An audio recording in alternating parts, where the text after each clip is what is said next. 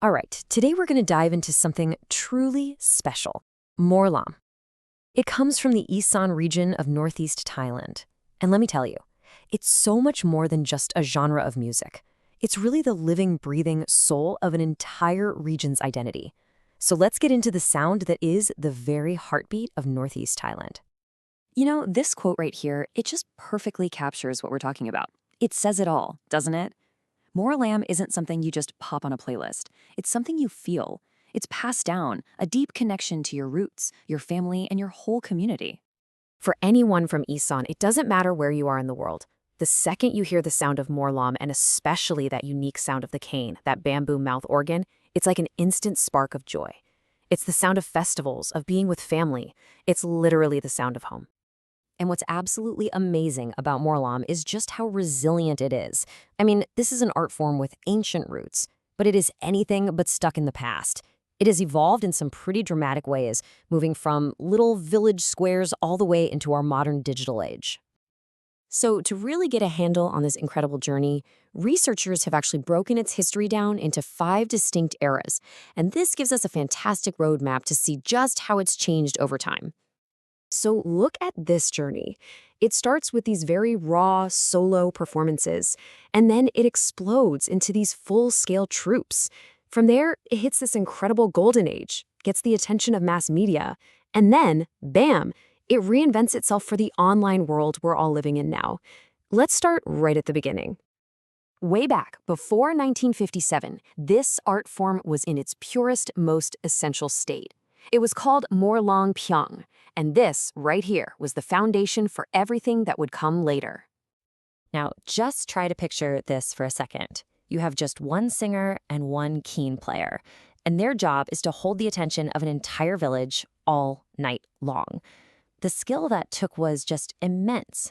Not just being a great singer, but having an incredible memory for these epic stories and the sheer stamina to perform until sunrise, often with just a few torches for light. Okay, so this is where things really start to get interesting. That solo act, it starts to morph into something much, much bigger. The Mor Lam troupe, or Mor Lam Mu, and this completely transformed the show from an intimate storytelling session into a full-on theatrical production. And I mean, the shift was huge. The shows went from just 2 people to these enormous troupes telling complicated folk stories. They started adding in Western instruments, flashy dancers called Han Krung, even comedy acts. The whole thing became an all-night spectacle, running from 8 p.m. all the way to 6 in the morning.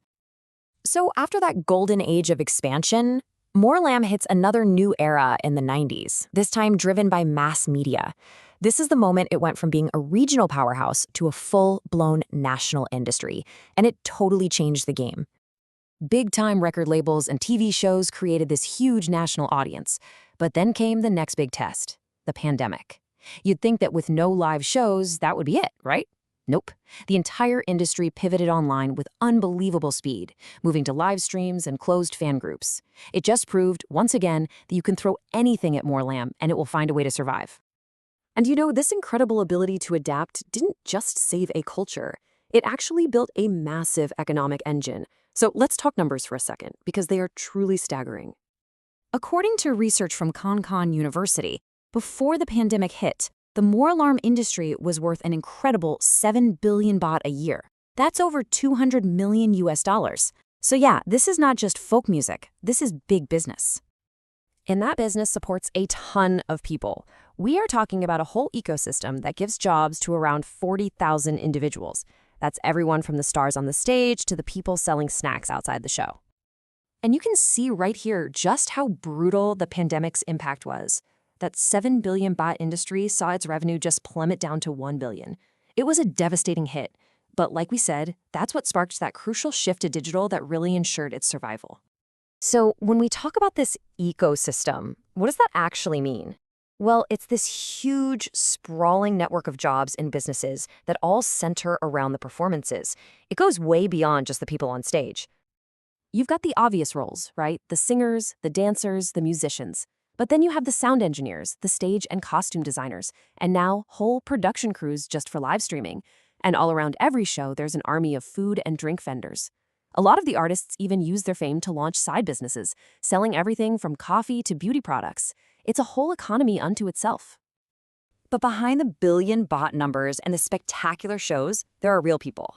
So what is life really like inside this world? The truth is, it affects the wellness of everyone involved, from the performers on stage to the fans in the crowd. On one hand, Mor Lam is incredible for the community's well-being. It creates so much joy, helps people bond, and builds this amazing sense of cultural pride. But there's another side to it. For the performers, the lifestyle is a total grind. Working all night, traveling all day, it can easily lead to burnout. And for audiences, being in huge crowds can come with risks from alcohol, secondhand smoke, and, well, disease transmission. Plus, a lot of these artists don't have formal healthcare benefits, and that's a really significant challenge. So what we've really seen is this remarkable journey. Mor Lam has gone from being this intimate village tradition, performed under torchlight, into a super sophisticated multi-billion bot cultural and economic force that has proven, time and again, that it can adapt to absolutely anything. And that leaves us with a really fascinating final thought. We've seen its power, its resilience, its economic might within Thailand.